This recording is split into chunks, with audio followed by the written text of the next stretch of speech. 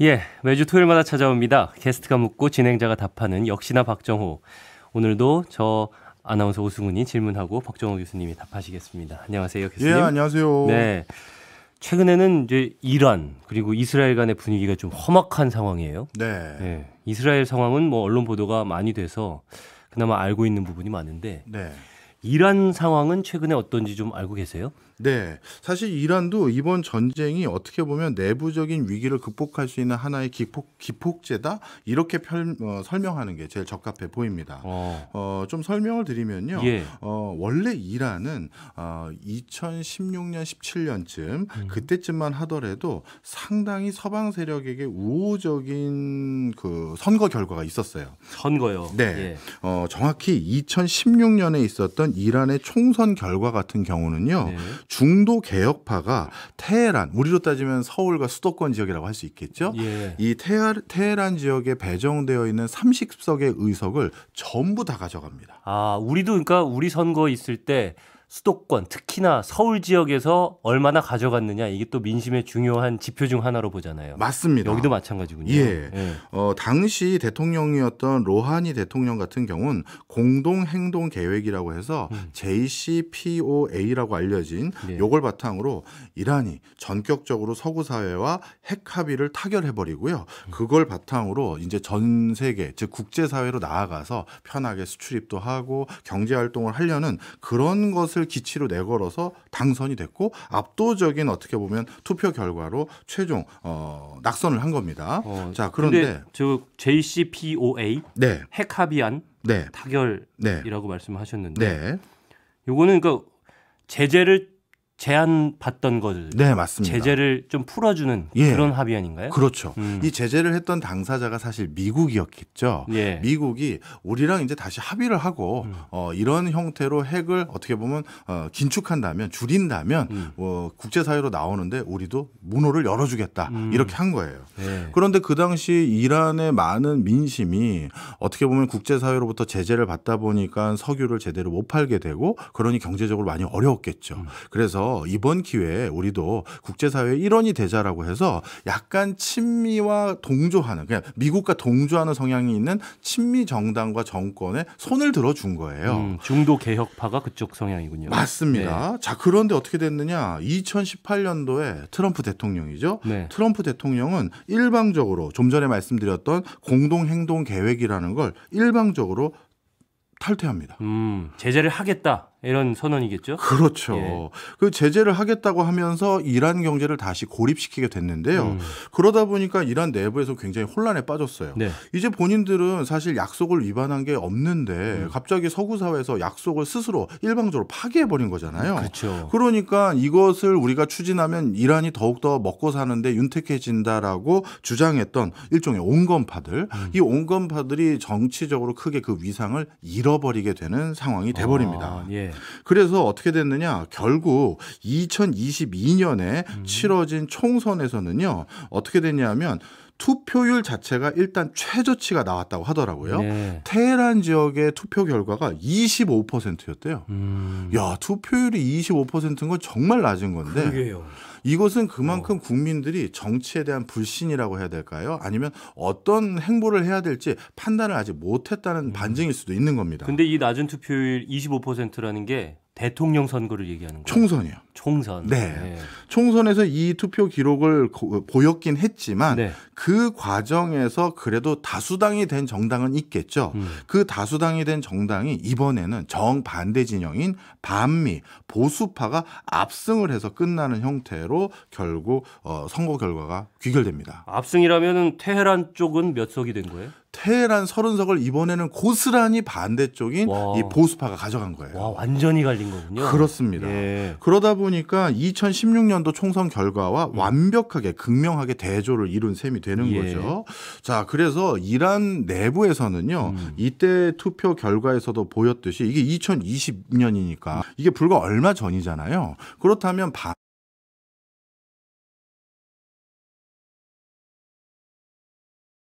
생각하기 쉽겠습니다만 네. 그런데 상황이 좀 달라진 일이 하나 생겼어요. 어떤 일이 있었냐면 마흐시 사태라고도 부르는데요. 네. 쿠르드족 출신의 20대 여성이 이란으로 놀러 왔다가 그 히잡을 쓰는 복장이 불량하다라고 해서 이란의 경찰에게 체포당했고 예. 아시잖아요, 뭔지. 예. 그래가지고 뭐 재교육을 받으러 갔다라고 했는데 거기서 혼수 상태가 됐다가 그렇죠. 결국은 사망하는 일이 생겼죠. 네. 이것 때문에 보수 성향의 이란의 어떻게 보면 법치 이거에 대해서 전 국민들이 들고 일어나는 사태가 생깁니다. 그러다 보니까 총선 때만 하더라도 압도적으로 승리를 장악했던 정부 입장에선 네. 갑자기 민심이 정반대로 또 돌아섰잖아요. 그럴 때는 민심을 뭔가 달랠 수 있는 다른 수단 이런 것들이 필요한데 그러다 보니까 이번 이스라엘에게 전격적으로 직접 대응하는 경로를 선택한 것으로 보인다라는 게 이란 내부의 상황을 바탕으로 진단한 뷰입니다. 내부의 혼란을 막기 위해서는 밖에 적을 만들어라 뭐 이런 얘기도 있잖아요. 그렇죠. 그런 정치적인 선택을 한 거군요. 네. 그런데 이란이 주목받는 것이 비단 최근만의 일은 또 아닌 것 같아요. 네. 그러니까 유달리 중동 국가 중에서는 이란이 또 국제 뉴스라든지 이런 데 자주 등장하면서 국제사회의 주목을 받는데 그 이유가 또 따로 있을까요? 예, 여러 가지의 이유가 있는데요. 그것은 이란이 살기도 좋고 가진 게 많은 국가였기 때문에 일단 당연히 국제사회로부터 제일 먼저 주목받았던 게 있다. 이렇게 보시면 되겠습니다. 먼저 살기 좋은 것부터 한번 짚어볼까요? 네, 살기 좋다는 건 기후 환경부터 말씀드리면 좋을 것 같아요. 네. 이란은 여타 중동 국가하고 전혀 기후 환경이 다르고 어떻게 보면 거기 전경 자체가 달라요. 우리 중동 국가 그러면 제일 먼저 떠오르는 건 사막이죠, 그렇죠. 사막. 네. 그런데 이란은요 해발 고도가 500에서 1,500m인 고원지대도 있고요. 심지어 뭐 알보르즈 산맥 같은 경우는 3,000에서 4,000m급 산맥도 있는 그런 지형을 가지고 있어요. 예. 그러다 보니까 국토의 절반 이상은 산악지대를 가지고 있고 또 중앙은 고원지대를 가지고 있고 그리고 워낙 이게 영토가 그래도 적지 않은 영토를 가지고 있다 보니까 저기 메소포타미아 평원지대에서부터 저 위쪽으로 카스피의 연안 지역에는 지중해성 기후까지 띄기도 합니다. 그렇군요. 그러다 보니 뭐 고온하면서 어떻게 보면 저습한 그래서 뭐 식물이 제대로 자라기 어려운 여타 중동 국가와는 전혀 다르게 식생대가 여러 지형에 따라서 다양하게 분포되어 있고요. 네. 그러다 보니까 옛날부터 이란은 뭔가 이 아라비아 반도에서 누가 정착해서 살기에는 가장 좋은 터를 갖고 있기 때문에 자연스럽게 실크로드 기간이나 이럴 때도 유럽인들이 뭔가 아라비아 반도를 왕래하는 주요 거점이라든가 교두보를 만들 때 당연히 이란 지역을 선택했겠죠. 유럽인들이 어쨌든 그 참하고도 뭐 이런 거 있잖아요. 네. 동서양을 연결하는 네. 그 길. 그 길 중간에 있는 게 이란이었겠네요. 그러면. 그렇죠. 그러다 보니까 이렇게 유럽인들에게 익히 이란 거기 어떤 데냐 하면 잘 알려진 거죠. 그게 하나 또 있고요. 알겠습니다. 또 한 가지가 인종적인 것도 좀 말씀을 드려야 될 것 같아요. 네. 우리가 중동 국가 그러면 대부분 아랍인들이라고 해서 다 한꺼번에 통칭하는 경향이 있잖아요. 그런데 이란은 전혀 인종적으로 그러니까 역사적, 민족적, 종교적으로 좀 다른 백그라운드를 가지고 있다. 이렇게 보시면 되겠습니다. 예. 이란은 한 기원전 2500년경에 중앙아시아 초원으로부터 이쪽 지역으로 이주한 아리아인들이 바로 이란의 어떻게 보면 본류다, 원류다 이렇게 얘기할 수가 있는데요. 예. 이들은 쉽게 얘기해서 우리가 예전에 페르시아라고 불렸던 나라들 있지 않습니까? 예. 그 나라가 바로 지금의 이란이에요. 그러다 보니까 외관상도 다른 중동 국가와 좀 다르기도 하고요. 오히려 인종 계열로 보면 어디에 더 가까우냐 하면 인도나 아니면 유럽인에 유사한 게 이란 사람들입니다. 그러다 보니까 이쪽 지역을 갔었을 때 상대적으로 유럽인들이 친숙함을 느낄 수 있는 여지가 더 예전에도 많았었고요.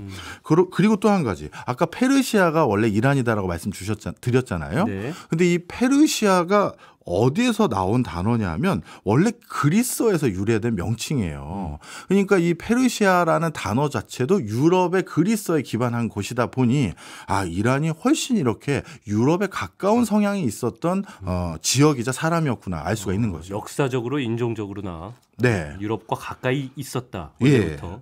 그런데 아까 말씀하신 예, 말씀해 주시죠. 예. 그런데 이란이랑 국호는 그럼 언제 가졌는지 궁금해하실 것 같아서 네. 어떻게 보면 유럽으로부터 독립하고 나서 이제 본인들은 유럽과 이제 선을 긋는 듯한 제스처를 취하기 위해서 우린 유럽이 아니라 아리아인이고 아리아인의 땅이 여기다라는 의미로 이란이라고 국호를 바꾼 겁니다. 아, 굳이 선을 그었던 이유는 뭐예요? 왜냐하면 그 전에 러시아하고 영국의 지배를 받았던 적이 있거든요. 바로 이런 것들 때문에 거기서부터 벗어나기 위한 상징적인 제스처를 취한 거죠. 알겠습니다. 근데 아까 가진 게 많다 두 번째. 네. 예. 이란이 주목받는 이유 중에 첫 번째는 살기 좋은 곳, 네. 두 번째는 가진 게 많다라고 하셨는데 네. 가진 게 많은 건 아까 말씀하신 식생이 좀 다양하게 분포한다. 네. 그 정도. 그 외에 또 어떤 걸 가지고 있을까요? 당연히 석유? 제일 중요한 게 석유죠. 예. 네. 사실 이란이 우리 전 세계적으로 이란의 석유에 대해서 그렇게 많이 알려져 있진 않은데요. 네. 하지만 이란은 정말 전 세계에서 대표적인 석유를 많이 가지고 있는 가장 큰 강국이다. 이렇게 보시면 되겠습니다. 제가 정확한 통계를 하나 찾아와 봤는데요. 네. 일단 이란이 가지고 있는 석유 양과 그다음에 천연가스 양을 구분해서 좀 집계한 표를 좀 하나 가져와 봤는데요. 석유와 천연가스요. 예. 네. 일단 석유 매장량을 바탕으로 얘기를 했었을 때는 세계 4위에 해당된다고 합니다. 오. 하지만 캐나다와 베네수엘라의 샌드 오일이라고 부르거든요. 네. 이 오일 샌드라고도 부르는 이거를 제외하면 사우디아라비아의 다음 세계 2위의 산유국에 해당된다라는 집계가 많아요. 이것도 좀 통계가 조금씩 차이는 있습니다만 2위까지 치부하는 그런 통계가 있고요. 천연가스 매장량도 좀 남다릅니다. 예. 천연가스 매장량이 러시아에 이어 세계 2위에 해당돼요. 오. 그러다 보니까 천연가스와 석유 이걸 두 가지를 합쳐서 탄화수소 자원이라고 부르거든요. 예. 이 탄화수소 자원이라는 관점에서는 세계 1위 자원 보유국이 바로 이란이에요. 아, 석유와 천연가스를 석유는 4위, 네. 뭐 천연가스는 매장량이 2위 정도 되는데 합해 놓으면 예. 세계 1위가 될 맞습니다. 수 있다. 그러다 보니까 이렇게 많은 매장량을 가지고 있는 곳이 이란이다 보니까 중동 지역에 유럽이 처음으로 석유를 발견한 곳이 바로 이란이었어요. 예. 그러다 보니 아주 초기부터 이란이라는 땅은 석유 열강의 관심사가 될 수밖에 없었죠. 그렇군요. 근데 요즘에는 이란이 그렇게 석유를 많이 수출하는 나라인 것 같지는 않은데 그거 맞나요? 제 생각이? 맞습니다. 사실 1979년 이란의 이슬람 혁명 이후 막대한 매장량을 바탕으로 그때 이란은 세계 4위의 석유 생산량을 보였던 국가였거든요. 네. 하루 600만 배럴 정도를 생산했었는데요. 그런데 1980년대 들어서 이란 이라크 전쟁이 터져서 이게 3분의 1로 뚝 떨어집니다. 200만 배럴로 급격히 감소했고 90년대 들어서 조금 늘긴 했는데 역시 예전 전성기에 비해선 반토막난 수준인 300만 배럴 수준으로 머물렀다가 2000년대 들어서 다시 조금 상승하긴 했는데 역시 예전에 이란이 처음 이슬람 혁명을 일으키고 난 뒤의 생산량은 한 번도 달성을 못해요. 그러다가 2012년 이란의 우라늄 농축과 관련해서 서방 세계로부터 제재를 받으면서 네. 다시 또 생산량이 급감하기 시작했죠. 혹시 그 강력한 제재는 석유를 이란으로부터 수입하지 말아라 이런 약속들도 그렇죠. 있는 건가요? 맞습니다. 그러다 보니까 이제 근본적인 어떤 문제가 생겨요. 네. 뭔가 이란 같은 국가 같은 경우는 석유를 자체적으로 어디 있는지 유전을 확인하고 그거를 채굴하는 그런 기술과 비용을 자체적으로 다 감내하기는 쉽지가 않거든요. 네. 그러다 보니까 흔히 말해서 IOC라고 해서 인터내셔널 오일 컴퍼니라고 부르는데요. 아, 그래요? 네. 나 IOC 해가지고 올림픽 위원회.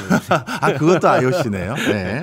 그래서 국제 석유 회사들로부터 예. 많은 어떤 도움을 받아야지만 석유를 캘 수가 있거든요.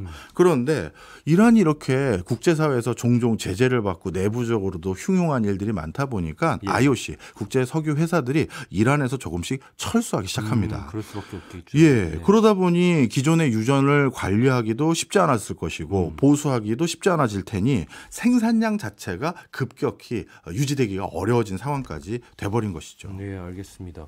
그러면 어쨌든 이란으로서는 석유 개발을 뭐 하려고 노력을 하고 있긴 하겠어요. 네. 사실 오바마 정권 들어서서 이란의 그 뭐라 그럴까요? 석유를 다시 한번 시추해서 팔 수 있는 경제 제재를 풀어줬잖아요. 네. 그때 이란이 다시 본인들이 이제 석유를 다시 팔아서 뭔가 경제 재건을 다시 해보자 이 제스처를 취했는데요. 이때 아마 이란이 그 전에 엄청 뒤었던 것들 때문에 전략 전술을 완전히 바꿔요. 어떻게 하기로 결정했냐면요. 네. 2016년 1월 달을 기점으로 국제사회가 부여했던 각종 경제 제재가 풀렸는데요. 네.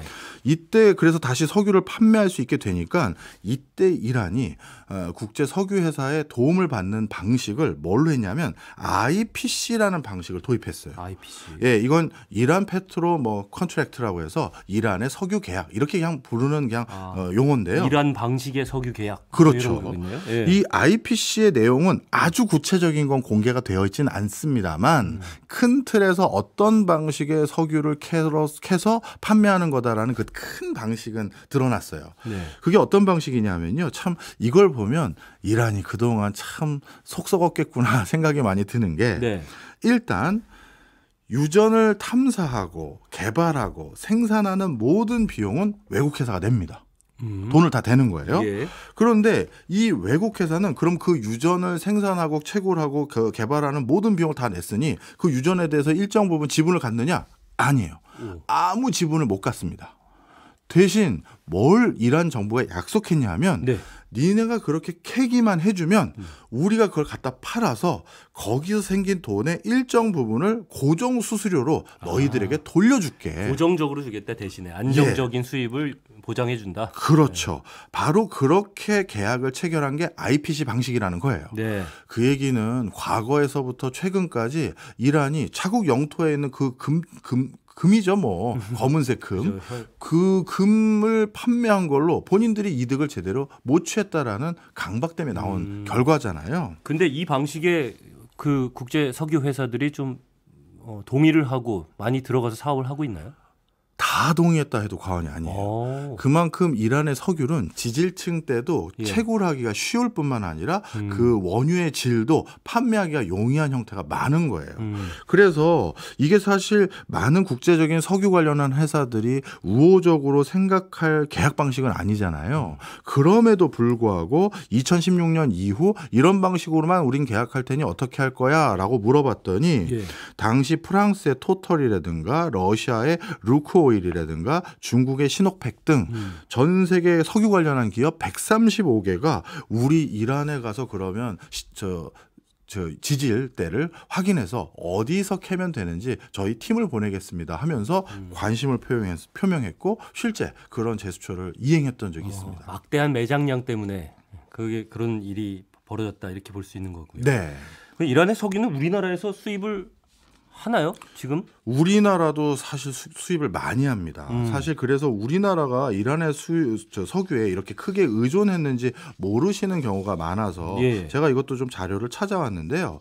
우리나라 같은 경우는 주요 석유를 사와서 공급하는 대표적인 회사인 SK 이노베이션 여기는 이란산 원유 도입 비중이 16% 되고요. 예. 현대오일뱅크 요즘은 HD 현대오일뱅크라고 부르죠. 여기는 전체 원유 도입의 13%가 이란산이었고요. 네. 그다음에 하나토털 요즘은 하나토털 에너지스라고 부르는데 여긴 59%. 현대케미칼 같은 경우도 77%. 그러니까 코로나19 이전까지만 하더라도 이란과의 그때는 관계가 악화되기 전이거든요. 예. 그때까지만 하더라도 한국에서 이란산 석유 정말 많이 갖다 썼네 라는 생각을 가질 만큼 충분히 우리도 많이 갖다 썼죠. 막대한 매장량을 가지고 있고 또 우리도 많은 비중으로 수입을 해오던 이란. 네.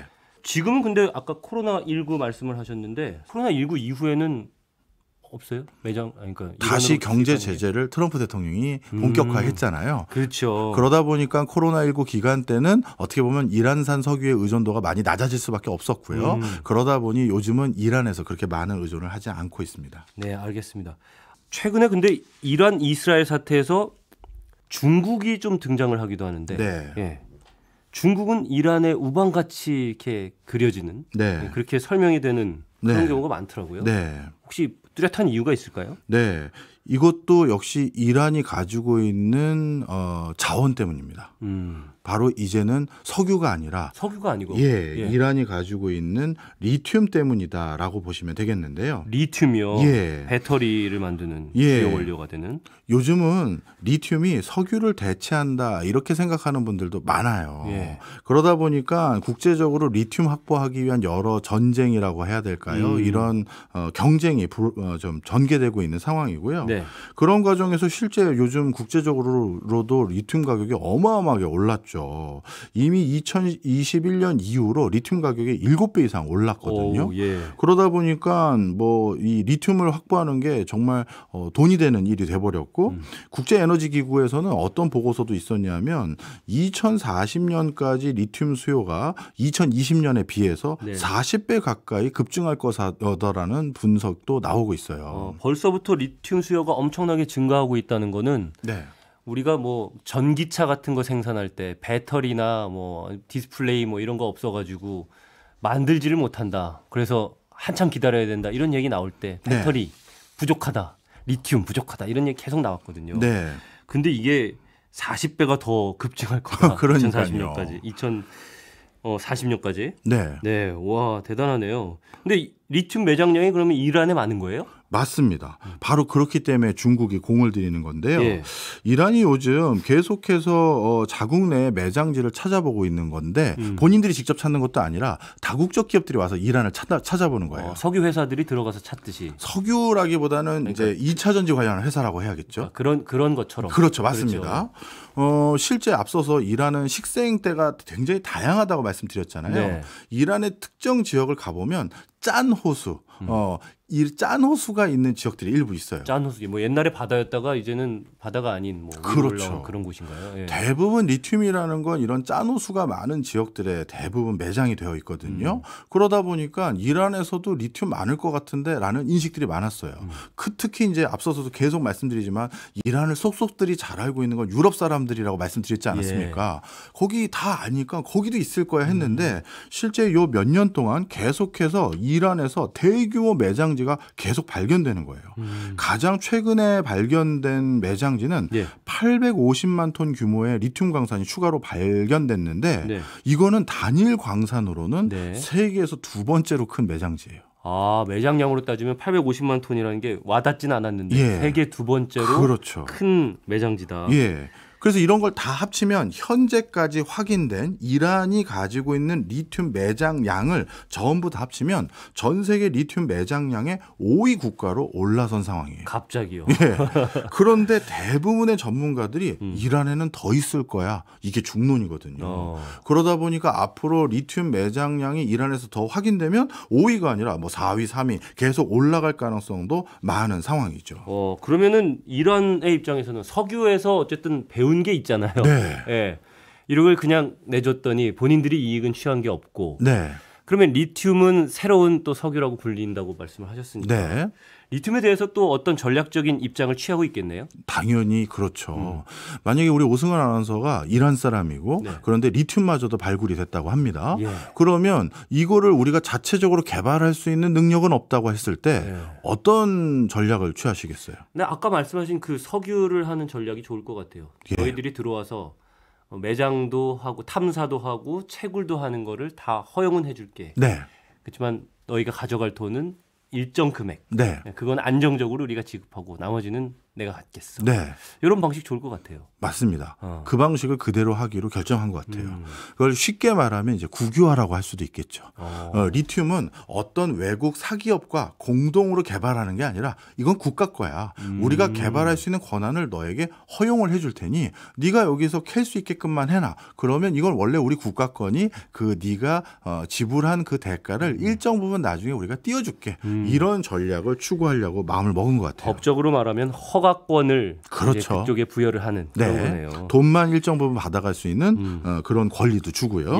자, 그런데 이게 요즘 이란만 이런 분위기가 아니라 다른 나라들도 점점 리튬의 어떻게 가치가 이제 점점 높아지다 보니까 이런 전략 전술을 계속 추구하고 있는 분위기예요. 최근 들어서는 멕시코 정부도 지난달입니다. 리튬 매장량 170만 톤으로 추정되는 곳이 6곳에서 추가적으로 발견이 됐는데 이걸 바탕으로 해서 이제 추가적으로 지금 논의하고 있는 게 이런 거 이제 앞으로 리튬은 전부 국가가 독점하는 사업으로 하려는 법안을 통과시키고 있고요. 예. 그다음에 세계 리튬 매장량의 절반을 차지하고 있는 곳들이 대부분 중남미 국가들이거든요. 중남미요. 예. 근데 이 중남미 국가들도 국유화를 이미 준비하고 있거나 아니면 이미 사실상 국유화를 한 상태인 곳들이 많아요. 중남미 국가들이라고 하면은 대부분 서구 열강의 좀 식민지였던 네. 예, 그런 국가들일 텐데 네. 여기에서 뭔가 우리도 한번 도약을 해보자 이런 꿈도 가지고 있을 것 같아요. 그렇죠. 그리고 서구 열강 국가들이 사실 아라비아 반도를 중심으로 한 산유국의 어떻게 보면 가치 있는 자원인 석유를 바탕으로 네. 그걸 워낙 값싸게 원유만 가지고 와서 본인들이 정제해서 비싼 값에 팔아서 폭리를 취한 걸 다 봤잖아요. 그러니 다시 한번 그럴 기회를 주지 말자라고 해서요. 최근 칠레 같은 경우는 헌법상 네. 리튬을 전략 자원으로 추가해서 헌법상 네, 국영 리튬 기업을 아예 설립하기로 했고요. 예. 아르헨티나 같은 경우도 올해 연초에 라리오하주라는 곳에서부터 네. 이제 여기에서 캐는 리튬은 전략 물자다로 지정했고 민간 기업이 보유하고 있는 채굴권마저도 정지시켜버렸어요. 오, 대단하네요. 가지고 있던 거를 뺏는 거는 쉽지는 않은 건데. 그렇죠. 네. 볼리비아는 이미 2008년도에 국유화를 선언한 바가 있고요. 그러다 보니 어떤 분위기마저 요즘도 목격이 되기 시작했냐면 예. 리튬 국가들끼리 요즘 자꾸 하나를 도모하려고 하는 흐름이 있습니다. 아, 석유로 치면 오펙 같은 그런 건가요? 맞습니다. 네.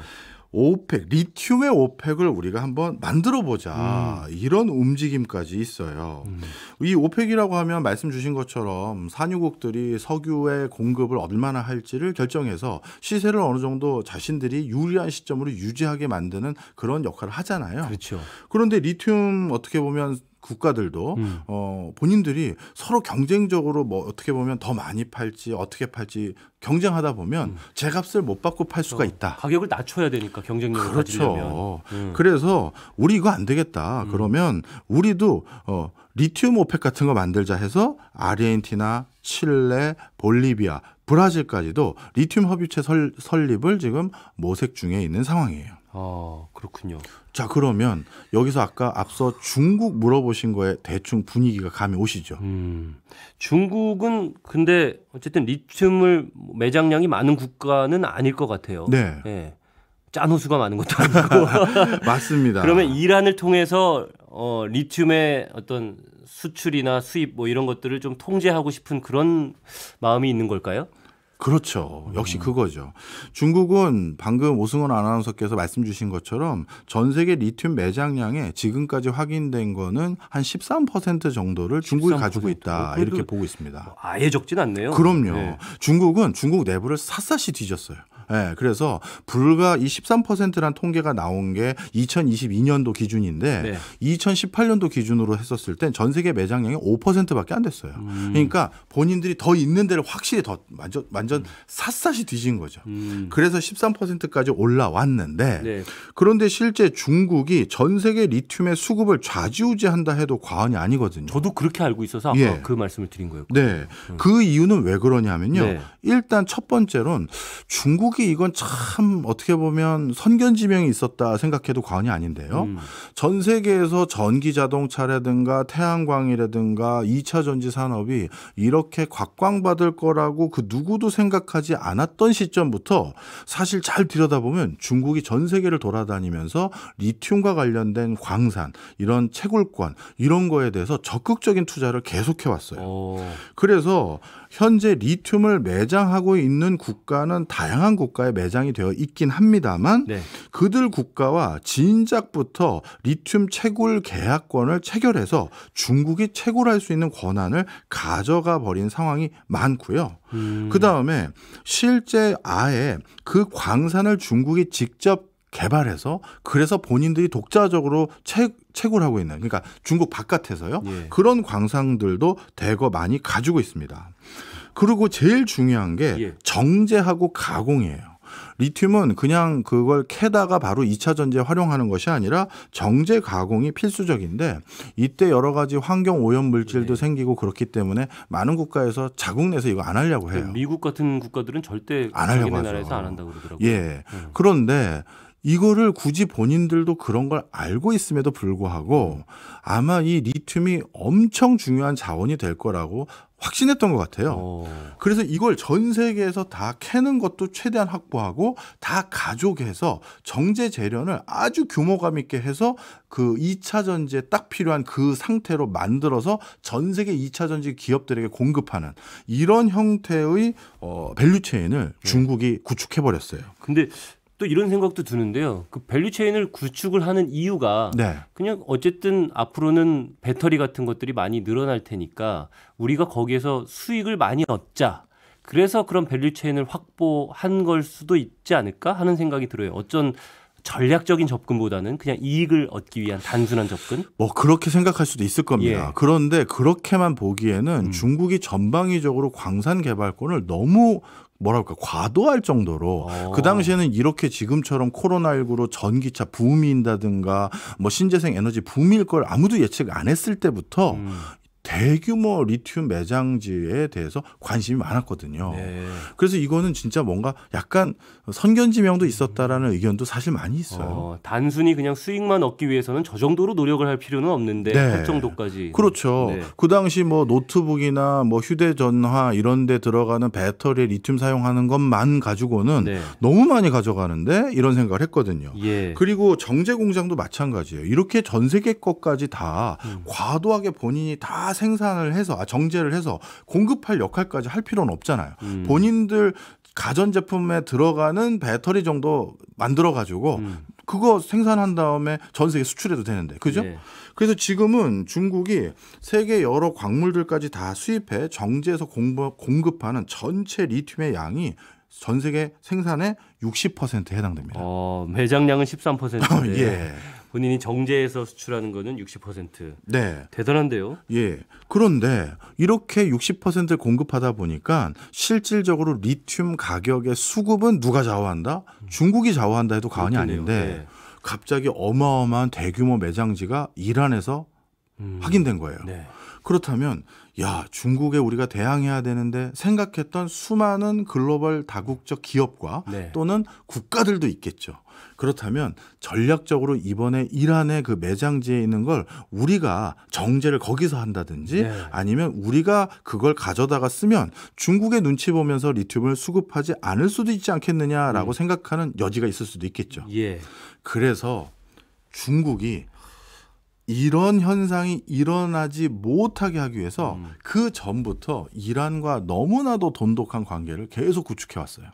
이란과 돈독한 관계를 계속 구축해 온 거는 리튬이 거의 대부분의 이유를 차지한다. 이렇게 해석을 하시는 이유는 또 뭘까요? 예, 그것도 좀 말씀을 드리면 네.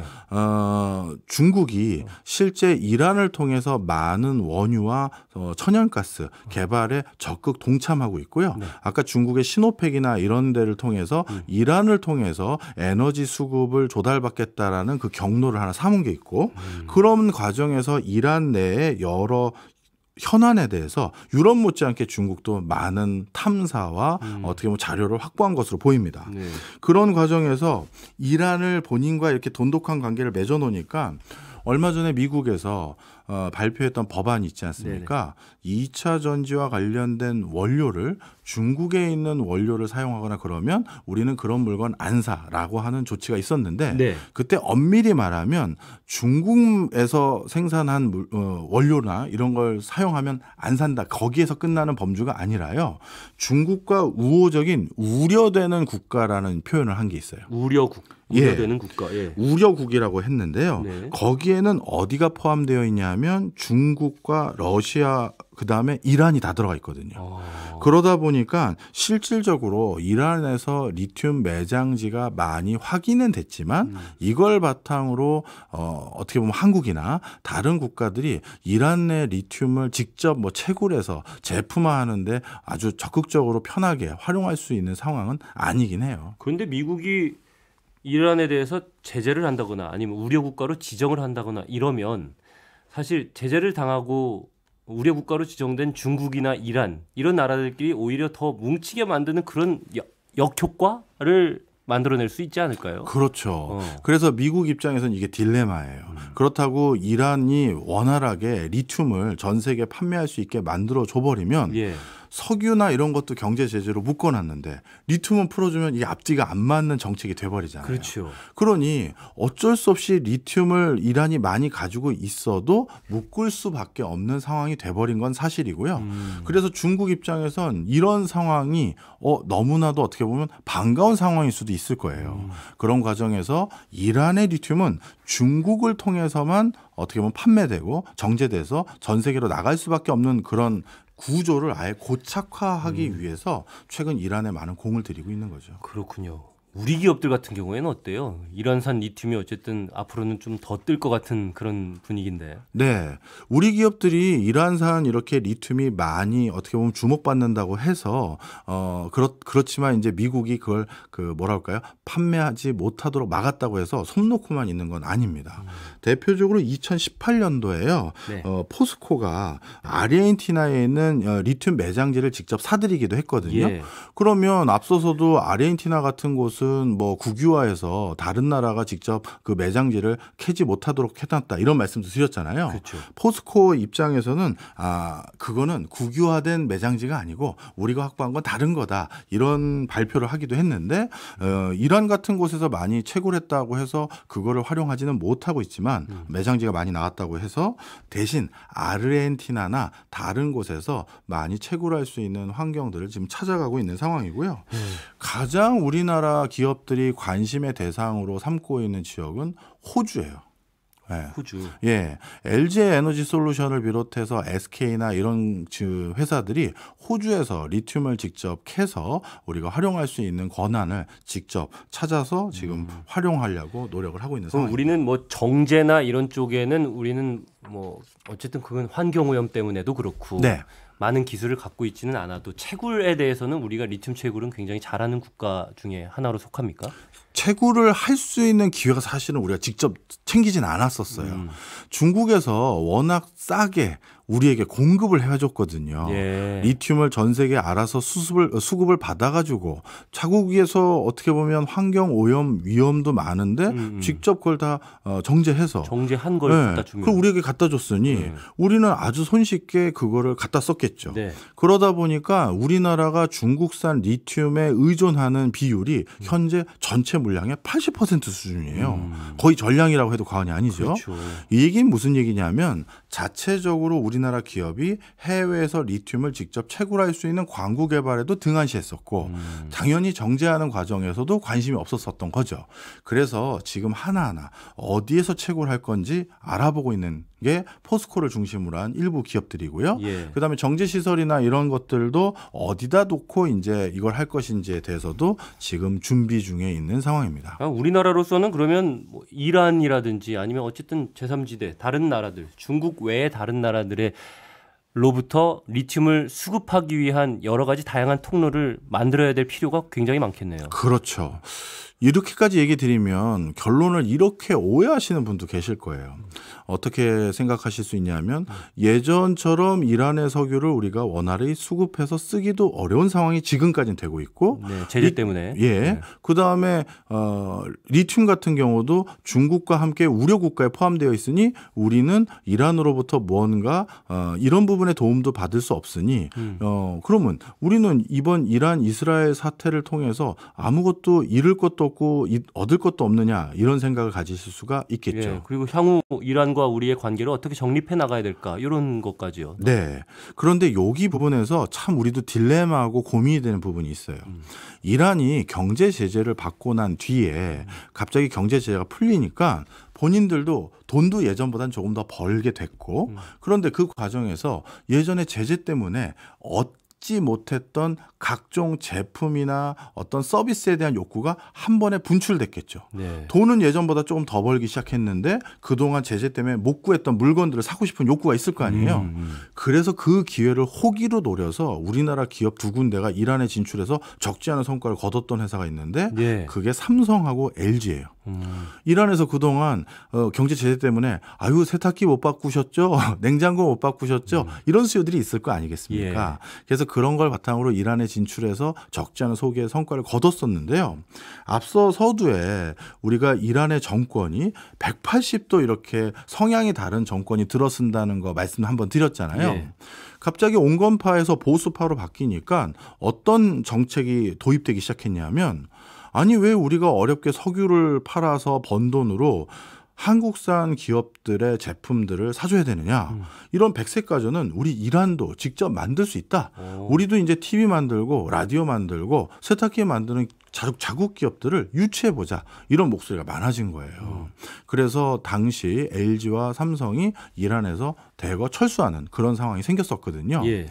그런데 그러면 들어가면 안 된다는 얘기네요. 이렇게 볼 수도 있지만 다시 지금 전 세계 분위기를 보면 어떻습니까? 리튬에 대한 판매를 제한하고 있고 석유나 경제 제재 등등을 하고 있잖아요. 그럼 어느 순간 또 시류가 바뀌면 이 제재가 풀릴 수도 있어요. 그렇죠. 그러면 그때 또 다시 어떻게 보면 우리 제품에 대한 수요가 갑자기 폭증하는 시기가 있을 수도 있거든요. 특히 요즘은 이란이 한국에 대한 관심과 선호도가 너무 좋아요. 한류나 이런 것 때문이겠죠. 그렇죠. 네. 그렇기 때문에 저는 그런 기회를 우리가 놓쳐서도 안 되기 때문에 이번 이란 이스라엘 사태를 너무 한쪽 편향적으로 우리가 뭐랄까요 진단하고 거기에 대해서 대응하기에는 다음에 올 기회를 좀 생각하는 것도 우리가 필요하지 않겠느냐 생각해 봅니다. 네, 요즘 주목받고 또 앞으로도 또 리튬으로 또 주목받을 나라 이란에 대해서 얘기 나눠봤는데요. 이란과의 관계도 잘 준비해야 되겠다라는 생각이 듭니다. 오늘 내용도 역시 손경제 홈페이지 게시판 역시나 박정호에서 확인하실 수 있으니까요. 여러분 참고해 보시면 좋을 것 같습니다. 저는 지금까지 오승훈이었고요. 시간이 벌써 다 돼서 저는 얼른 들어가 보겠습니다. 다음 주 토요일에 다시 찾아오겠습니다. 오승훈 아나운서 고맙습니다. 예, 감사합니다.